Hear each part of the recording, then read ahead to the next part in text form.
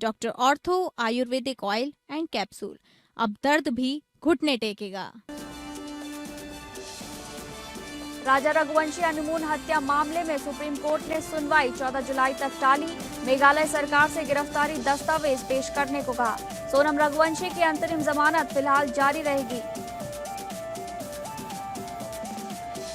Calcutta high court ने TMC को दी बड़ी राहत। फ्रीज बैंक खाते को सीमित संचालन की अनुमति मिली। विशेष अधिकारी की निगरानी में होंगे सभी भुगतान, केवल दैनिक और कानूनी खर्चों की अनुमति मिली। केरल हाईकोर्ट ने लोक अभियोजकों की नियुक्ति की नई गाइडलाइन को मंजूरी दी। कहा जिला न्यायाधीश की राय को सर्वोच्च प्राथमिकता मिले। जिला पुलिस प्रमुख की भूमिका सीमित रखने के निर्देश। व्यक्तित्व अधिकार मामले में अभिषेक शर्मा की याचिका पर नोटिस जारी। दिल्ली हाईकोर्ट ने आपत्तिजनक ऑनलाइन सामग्री हटाने का निर्देश दिया। इंस्टाग्राम और फेसबुक ने लिंक हटाने का आश्वासन दिया।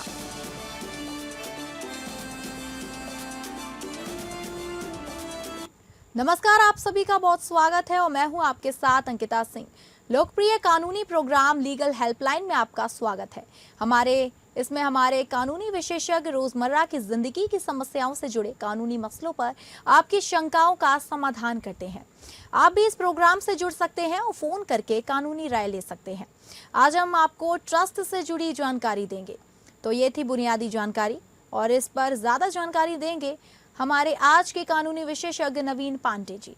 नवीन पांडे जी, आपका स्वागत है हमारे लीगल प्रोग्राम में। धन्यवाद अंकिता जी, तो आप भी फोन करके राय ले सकते हैं। हमारा फोन नंबर है 0120612793 हमारा दूसरा नंबर है 0120612793।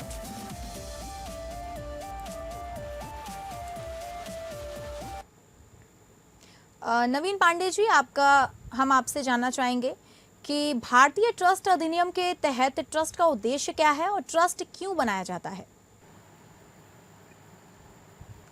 भारतीय ट्रस्ट अधिनियम के तहत ट्रस्ट का जो मूल उद्देश्य होता है वो होता है किसी व्यक्ति यानी कि जो कि लाभार्थी हो, है ना, उसके हित में संपत्ति का सुरक्षित, व्यवस्थित और कानूनी रूप से प्रबंधन करना। इसके तहत जो है कोई एक व्यक्ति जो कि जिसको हम सेटलर या लेखक कहते हैं, वह अपनी संपत्ति किसी अन्य व्यक्ति यानी कि किसी ट्रस्टी को इस विश्वास के साथ में सौंपता है कि वह उसे निर्धारित उद्देश्य और लाभार्थियों के हित में संभालेगा। एक उदाहरण यदि मैं दूं तो उदाहरण यह हो सकता है, जैसे यदि कोई व्यक्ति चाहता है कि उसकी मृत्यु के बाद उसकी संपत्ति से उसके नाबालिग बच्चों की पढ़ाई और पालन पोषण का खर्च चलता रहे, तो वह व्यक्ति एक ट्रस्ट बना सकता है और एक ट्रस्टी को नियुक्त कर सकता है। जो ट्रस्टी होगा वो उस संपत्ति का प्रबंधन करेगा और ट्रस्ट डीड के अंदर लिखी हुई शर्तों के अनुसार बच्चों के हित में उसका उपयोग करता रहेगा। अब जो ट्रस्ट क्यों बनाए जाते हैं, इसके जो प्रमुख कारण है, सबसे पहला तो यह होता है कि संपत्ति को संरक्षित किया जा सके और प्रबंधित किया जा सके, ताकि संपत्ति का उचित उपयोग हो और उसका दुरुपयोग ना हो सके। दूसरा कारण हो सकता है कि परिवार के सदस्यों का आर्थिक हित सुनिश्चित किया जा सके, जैसे कि बच्चों का हित हो गया, बुजुर्गों या परिवार के अंदर यदि कोई दिव्यांग आश्रित है तो उनके हितों को सुरक्षित और सुनिश्चित किया जा सके। ये भी एक कारण हो सकता है। तीसरा कारण हो सकता है नाबालिग या अक्षम व्यक्तियों के हितों की रक्षा करने के लिए। चौथा कारण हो सकता है धार्मिक या परोपकारी कार्य, जैसे कि कोई व्यक्ति यदि शिक्षा, स्वास्थ्य, गरीबों की सहायता या किसी धार्मिक संस्थान इत्यादि के लिए ट्रस्ट बनाना चाहता है और उसके लिए जो है अपने संपत्ति को, यदि वह चाहता है कि उसकी संपत्ति इन सब प्रयोजनों के लिए प्रयोग किया जाए, तो इसके लिए भी ट्रस्ट स्थापित किया जा सकता है। इसके अलावा उत्तराधिकार और संपत्ति का सुव्यवस्थित हस्तांतरण करने के लिए भी ट्रस्ट बनाया जा सकता है। और एक और कारण हो सकता है कि किसी विशेष उद्देश्य की पूर्ति के लिए, जैसे किसी छात्र की शिक्षा के लिए, किसी व्यक्ति के चिकित्सा खर्च के लिए या किसी निश्चित परियोजना के लिए धन का उपयोग करने के लिए भी ट्रस्ट को गठित किया जा सकता है और संपत्ति को उस खर्च के लिए जो है उसका उपयोग हो ये सुनिश्चित किया जा सकता है। ट्रस्ट के लाभार्थी कौन होते हैं? देखिए, ट्रस्ट के जो लाभार्थी होते हैं इसमें ट्रस्टी जो व्यक्ति सेटलर होता है ना, वो डिफाइन करता है कि ट्रस्ट का लाभार्थी कौन होगा। अब ट्रस्ट के लाभार्थी के तौर पर या तो मान लेते हैं कि परिवार के लिए ट्रस्ट बनाया गया है, तो जो परिवार के सदस्य हैं जैसे कि बच्चे, पत्नी या कोई अन्य रिश्तेदार, ये भी लाभार्थी हो सकते हैं। यदि धर्मार्थ के लिए कोई ट्रस्ट बनाया जाता है, यानी कि चैरिटेबल ट्रस्ट बनाया जाता है, तो चैरिटेबल ट्रस्ट के तहत लाभार्थी जो होते हैं वो निर्धन लोग हो सकते हैं, कोई छात्रों का समूह या कोई एक विशिष्ट छात्र हो सकता है, कोई मरीज हो सकते हैं, वरिष्ठ नागरिक हो सकते हैं, दिव्यांगजन हो सकते हैं या समाज का कोई एक विशेष वर्ग जो कि ट्रस्ट बनाने के उद्देश्य को यदि हम देखेंगे ट्रस्ट लीड के अंदर, तो वहां से हमें पता चलता है कि कोई एक ट्रस्ट जो है किस उद्देश्य के लिए बनाया गया है और उसके तहत किन लोगों को लाभ पहुंचाने का मकसद रखा गया है। तो ट्रस्ट डीड की जो है अहम भूमिका होती है ये निर्धारित करने के लिए कि लाभार्थी उसके तहत कौन है। कई बार जो है किसी धार्मिक ट्रस्ट में लाभार्थी जो है वे श्रद्धालु हो सकते हैं या ऐसे समुदाय भी हो सकते हैं जिसके लिए ट्रस्ट कार्य करता है। भारत में यदि हम लाभार्थियों का निर्धारण करना चाहें तो सबसे पहले हमें ये देखना होगा कि ट्रस्ट का प्रकार क्या है। यदि निजी ट्रस्ट है, यानी कि प्राइवेट ट्रस्ट है, तो प्राइवेट ट्रस्ट के अंदर आमतौर पर लाभार्थी जो होते हैं वो कोई नामित व्यक्ति या परिवार के सदस्य हो सकते हैं। वही यदि ट्रस्ट सार्वजनिक या पब्लिक या चैरिटेबल ट्रस्ट है, तो ऐसे में लाभार्थी जो है वे आम जनता या उसका कोई निश्चित वर्ग हो सकता है, ना कि कोई एक व्यक्ति विशेष। तो ट्रस्ट के प्रकार पर निर्भर करता है और साथ ही साथ ट्रस्ट डीड के अंदर उद्देश्यों को जब हम देखते हैं तो वहां से हमें पता चलता है कि किसी एक दिए हुए ट्रस्ट के तहत लाभार्थी कौन हो। अब हम आपसे जानेंगे कि ट्रस्ट के जो लाभार्थी होते हैं उनकी जिम्मेदारियां क्या होती हैं और शक्तियां क्या होती हैं। देखिए, ट्रस्ट के जो लाभार्थी होते हैं वे व्यक्ति या समूह हो सकते हैं जिनके हित के लिए ट्रस्ट बनाया जाता है। उनकी जिम्मेदारियों और शक्तियों को ट्रस्ट डीड के तहत ही निर्धारित किया जाता है और जो ट्रस्ट डीड में जो भी उन्हें शक्तियां या जिम्मेदारियां दी गई है उसके साथ साथ जो भी लागू कानून हो ट्रस्ट के ऊपर, इन सब पर निर्भर करता है कि ट्रस्ट के लाभार्थियों की जिम्मेदारियां क्या होंगी और उनकी शक्तियां क्या होंगी। आमतौर पर लाभार्थियों की जिम्मेदारियों की बात करें तो जो लाभार्थियों की जिम्मेदारी होती है वो ट्रस्टीज की तुलना में बहुत ही सीमित जिम्मेदारियां होती है। जैसे कि ट्रस्ट डीड के अंदर यदि कोई शर्तें निर्धारित हो तो उनका पालन करना ये एक जिम्मेदारी होती है लाभार्थियों। इसके साथ में ट्रस्ट की संपत्ति का दुरुपयोग ना करना ये भी एक जिम्मेदारी होती है। अगली जिम्मेदारी होती है कि ट्रस्ट के प्रशासन में किसी भी प्रकार का अनावश्यक बाधा न डालें। साथ ही साथ यदि ट्रस्ट डीड के अंदर कोई विशेष दायित्व दिए गए हैं, जैसे कि किसी योजना में भागीदारी करना या किसी विशेष शर्त का पालन करना, तो उन सबका पालन करने की भी जिम्मेदारी लाभार्थियों के ऊपर होती है। अब बात करते हैं कि लाभार्थियों की शक्तियां क्या होती हैं। तो सबसे पहले तो ट्रस्ट के लाभ प्राप्त करने का अधिकार होता है। यदि ट्रस्ट डीड में लाभार्थियों के लिए आय, संपत्ति या अन्य लाभ निर्धारित किए गए हैं तो उन्हें प्राप्त करने का अधिकार लाभार्थियों के पास होता है। इसके साथ में ट्रस्ट का सही संचालन सुनिश्चित करने का अधिकार होता है। लाभार्थी यह अपेक्षा कर सकते हैं कि जो भी ट्रस्टी है वे ट्रस्ट की संपत्ति का प्रबंधन ट्रस्ट डीड और कानून के अनुसार करें, ना कि अपनी मनमर्जी से करें। इसके साथ में लाभार्थियों को अधिकार होता है जानकारी प्राप्त करने का। परिस्थितियों के अनुसार लाभार्थी जो है ट्रस्ट के खातों को, प्रशासन और ट्रस्ट संपत्ति से संबंधित उचित जानकारी जो भी है उसकी मांग कर सकते हैं। और साथ ही साथ यदि ट्रस्ट डीड के प्रावधानों का उल्लंघन किया जा रहा है तो उस स्थिति में कानूनी कार्रवाई करने का, है ना, और कानूनी उपचार प्राप्त करने का भी अधिकार ट्रस्ट के लाभार्थियों के पास हो। तो हम बात कर रहे थे ट्रस्ट अधिनियम को लेकर, जिसके बारे में हमारे साथ लगातार जुड़े हुए हैं नवीन पांडे जी। आपका फिर से एक बार स्वागत है। तो अब हम आपसे जानना चाहेंगे कि क्या ट्रस्ट के जरिए टैक्स सेविंग हो सकती है? देखिए, ट्रस्ट के जरिए टैक्स सेविंग का जहां तक सवाल आता है, ये एक बार फिर ट्रस्ट को किस प्रकार से गठित किया गया है ना, इसके ऊपर भी ये निर्भर करता है। जैसे कि कई बार ट्रस्ट जो है वो किसी पारिवारिक या प्राइवेट उद्देश्य से नहीं बनाया जाता, या फिर ऐसा कहें कि किसी सार्वजनिक हित के लिए या फिर किसी धर्मार्थ उद्देश्य के लिए ट्रस्ट का गठन किया जा सकता है।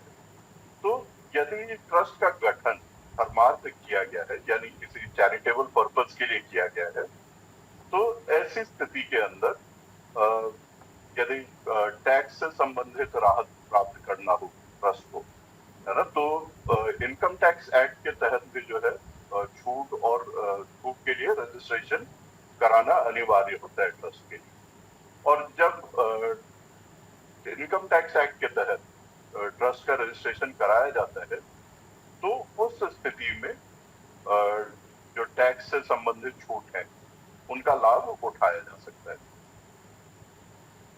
ठीक है, अब हम आपसे जानेंगे कि ट्रस्ट के पैसों के निवेश पर क्या प्रावधान होते हैं? ट्रस्ट के पैसों के निवेश, ट्रस्ट के पैसों का निवेश जो है ये बहुत ही एक महत्वपूर्ण का हिस्सा होता है, क्योंकि जो ट्रस्ट के पैसे होते हैं या ट्रस्ट की जो भी संपत्ति होती है वो किसी न किसी लाभार्थी के हितों के रक्षा के लिए उसका प्रबंधन बहुत ही आवश्यक होता है और ट्रस्टीज को इस बात का ध्यान जरूर रखना चाहिए। अब जहां तक पैसों के निवेश का सवाल उठता है तो सबसे पहली बात कि इंडियन ट्रस्ट एक्ट के तहत, है ना, ट्रस्टी को ये देखना होता है कि इंडियन ट्रस्ट एक्ट के तहत संपत्ति को किस प्रकार से निवेश करने के प्रावधान किए गए हैं। यदि ट्रस्ट की संपत्ति में धन है और वह तुरंत ट्रस्ट के उद्देश्य में उपयोग नहीं किया जा सकता तो ट्रस्टी को उसे ट्रस्ट डीड में जो भी निर्देश दिए गए उसके अनुसार या फिर सरकार द्वारा अनुमोदित प्रतिभूतियों में या निवेश माध्यमों में लगाना चाहिए।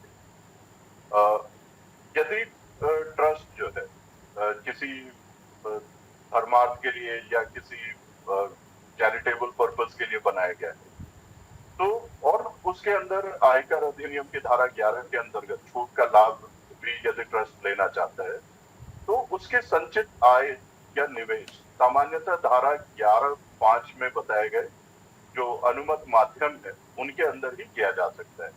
अब अनुमत निवेश जो है ये कौन से हैं इनकम टैक्स एक्ट की धारा 11(5) के अंदर?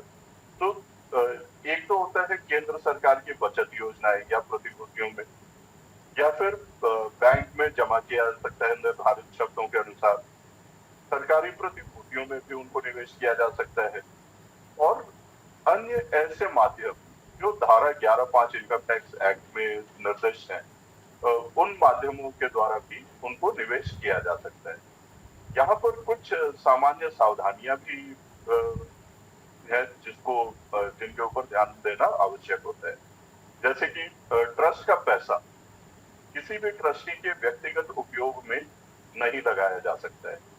निवेश जब भी हो ट्रस्ट के उद्देश्यों और ट्रस्ट डीड के अनुरूप होना चाहिए और सभी निवेशों का उचित लेखा जोखा और बैंकिंग रिकॉर्ड उसको मेंटेन किया जाना चाहिए। कोई अनुचित निवेश करता है तो अनुचित निवेश की वजह से आयकर को जो छूट मिलना है उस पर असर पड़ सकता है। तो इसलिए इन बातों का भी ध्यान रखना आवश्यक होता है। यानी कि एक तो ट्रस्ट अधिनियम के तहत निवेश, दूसरा ट्रस्ट नियम के अलावा आपको ट्रस्ट डीड के ऊपर भी देखना होगा कि ट्रस्ट डीड की शर्तें क्या कहती है, किस प्रकार से निवेश किया जा सकता है, और सावधानियां जो बताई गई, इन सावधानियों पर भी ध्यान देना आवश्यक है। अगर ब्रीच ऑफ ट्रस्ट होता है तब कैसे कार्रवाई होती है? देखिए, यदि किसी ट्रस्ट के अंदर ब्रीच ऑफ ट्रस्ट होता है, यानी कि जो ट्रस्ट के जिम्मेदार व्यक्ति हैं, है ना, उन्होंने यदि ट्रस्ट की संपत्ति, धन या जिम्मेदारियों का गलत इस्तेमाल किया या अपने कर्तव्यों का उल्लंघन किया, तो इसको ब्रीच ऑफ ट्रस्ट की स्थिति कहा जाता है। अब यदि ब्रीच ऑफ ट्रस्ट होता है तो सबसे पहला तो ट्रस्टी के खिलाफ शिकायत किया जा सकता है। जो भी लाभार्थी है उस ट्रस्ट के या जो भी संबंधित व्यक्ति है, वे ट्रस्ट के दस्तावेज, हिसाब किताब और कामकाज के आधार पर शिकायत दर्ज करा सकते हैं। इसके अलावा सिविल कार्यवाही की भी प्रावधान है। अदालत से ट्रस्टी को हटाने के लिए आवेदन किया जा सकता है। हिसाब देने की मांग की जा सकती है। यदि किसी प्रकार का नुकसान हुआ हो तो नुकसान की भरपाई कराने या गलत तरीके से इस्तेमाल की गई संपत्ति वापस दिलाने की भी मांग की जा सकती है। आपराधिक कार्रवाई भी किया जा सकता है।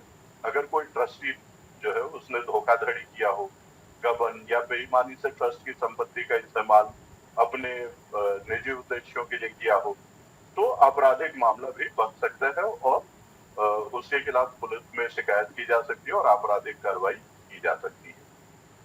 साथ ही साथ एक और महत्वपूर्ण बात है कि ट्रस्ट डीड के अनुसार यदि कोई प्रावधान ट्रस्ट डीड के अंदर दिया गया है कि ट्रस्टी अगर ब्रीच ऑफ ट्रस्ट करता है तो उसके खिलाफ क्या कार्रवाई की जा सकती है, तो उसको भी ध्यान में रखना आवश्यक होता है और ट्रस्ट डीड के अनुसार जो भी कार्रवाई वहां पर सुझाई गई है वो कार्रवाई भी की जा सकती है। ठीक है, भारतीय ट्रस्ट अधिनियम के तहत एक वैध ट्रस्ट की अनिवार्यताएं क्या होती हैं?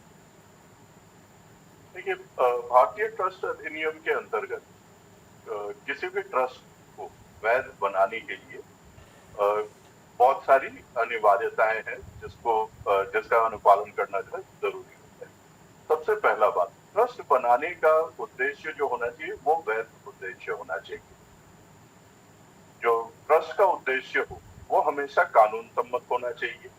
ऐसा उद्देश्य होना चाहिए जो कानून द्वारा निश्चित ना हो, धोखाधड़ी पूर्ण ना हो या किसी कानून के प्रावधान को विफल ना करता हो या किसी भी प्रकार से अनैतिक या लोक नीति के विरुद्ध नहीं होना चाहिए।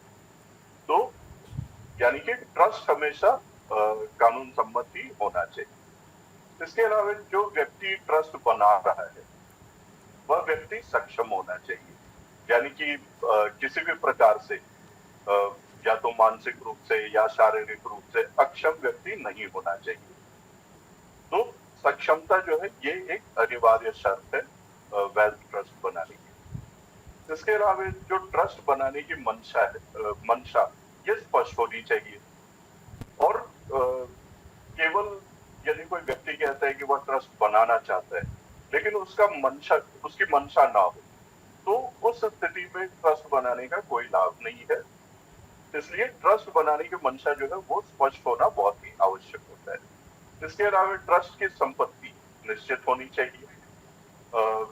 कोई व्यक्ति मान लेते हैं कि उसका कोई अनुबंध चल रहा है, वह कोई संपत्ति खरीदने वाला है, लेकिन ये तय नहीं है कि वह संपत्ति वो हासिल कर ही लेगा, प्राप्त कर ही लेगा, तो ऐसी संपत्ति को ट्रस्ट की संपत्ति नहीं बनाई जा सकती। यानी कि ट्रस्ट की संपत्ति जो भी हो वो मौजूद होनी चाहिए और निश्चित होनी चाहिए। इसके अलावा ट्रस्ट के अंदर लाभार्थी का होना भी आवश्यक होता है। अज्ञात लाभार्थी के लिए या अनिश्चित लाभार्थी के लिए ट्रस्ट नहीं बनाया जा सकता। साथ ही साथ जब भी ट्रस्ट बनाया जाता है तो ट्रस्टी की नियुक्ति भी आवश्यक होती है, क्योंकि बिना ट्रस्टी के ट्रस्ट की संपत्ति का प्रबंधन सुनिश्चित नहीं किया जा सकता।